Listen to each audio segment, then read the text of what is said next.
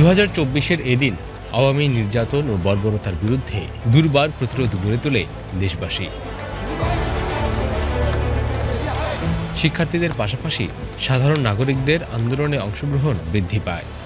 রক্তাক্ত এই দিনে সারা দেশে সংঘর্ষ ও হামলায় অন্তত 29 জন নিহত হন।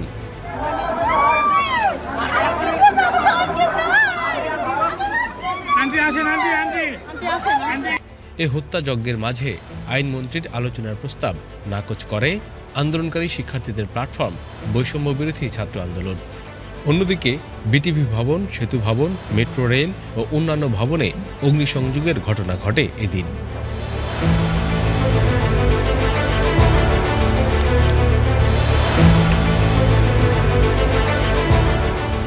শিক্ষার্থী হত্যার প্রতিবাদে 24-এর এদিন সারা দেশে কমপ্লিট শাটডাউন কর্মসূচি ছিল বৈষম্য বিরোধী ছাত্র আন্দোলনের।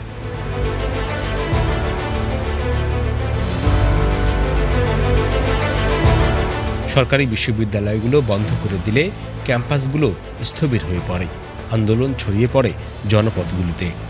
বেসরকারি বিশ্ববিদ্যালয়ের শিক্ষার্থীরা এদিন আন্দোলনের মূল দায়িত্ব গ্রহণ করে। যাদের এতদিন রাজনীতি বিমুখ মনে করা হয়েছিল, তারাই জাতির এ সংকটে ত্রাতার মতো হাজির হয়।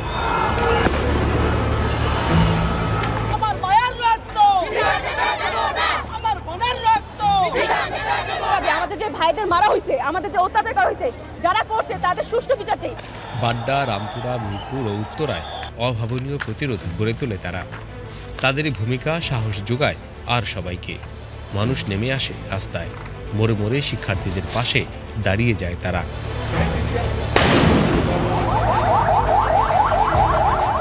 সবচেয়ে বড় টার্নিং পয়েন্ট ছিল আমরা মনে করছি যে 18 জুলাই যখন প্রাইভেট বিশ্ববিদ্যালয়ের শিক্ষার্থীরা নেমে আসে এবং কোনো ধরনের স্বার্থ ছাড়াই এরা বুক পেতে দেয় এবং রক্ত ঝরায়, এবং এর মধ্যে দিয়ে জাতি আরও অনেক বেশি সাহস পায় যে না, এই ফ্যাসিস্টকে হটাইতে হবে। কমপ্লিট শাটডাউনে সারা দেশ কার্যত অচল হয়ে পড়ে। যাত্রাবাড়ি এলাকার বিস্তৃত জায়গা প্রতিরোধ দুর্গ হয়ে ওঠে ছাত্র জনতার। টোল প্লাজায় আগুন ধরিয়ে দেয় বিক্ষুব্ধরা। পুলিশের সঙ্গে সংঘর্ষে এদিন এখান থেকে প্রাণহানির খবর আসতে থাকে। এদিন থেকেই আওয়ামী সন্ত্রাসীদের রাজপথে জবাব দিতে শুরু করে জনতা। মিরপুরে আওয়ামী লীগের সমাবেশ পণ্ড হয়ে যায় ছাত্র জনতার ঢলে। যাত্রাবাড়িতে আগুনে পড়ে আওয়ামী লীগের কার্যালয়। পুরো রাজধানী পরিণত হয় রণক্ষেত্রে। যাত্রাবাড়ি, কাজলা, শনিরাখড়া, বাড্ডা, কুড়িল বিশ্ব রোড, উত্তরা, মিরপুর সহ বিভিন্ন এলাকায় দিন থেকে রাত পর্যন্ত দফায় দফায় সংঘর্ষ চলে। উত্তরায় যুদ্ধক্ষেত্রের মতো পরিস্থিতিতে আধুনিক অস্ত্রের মুখে সাধারণ জনতা দুঃসাহসিক প্রতিরোধ গড়ে তোলে। পুলিশের গুলিতে শাহাদাতের পানি পান করে মুগ্ধসহ অনেক তাজা প্রাণ।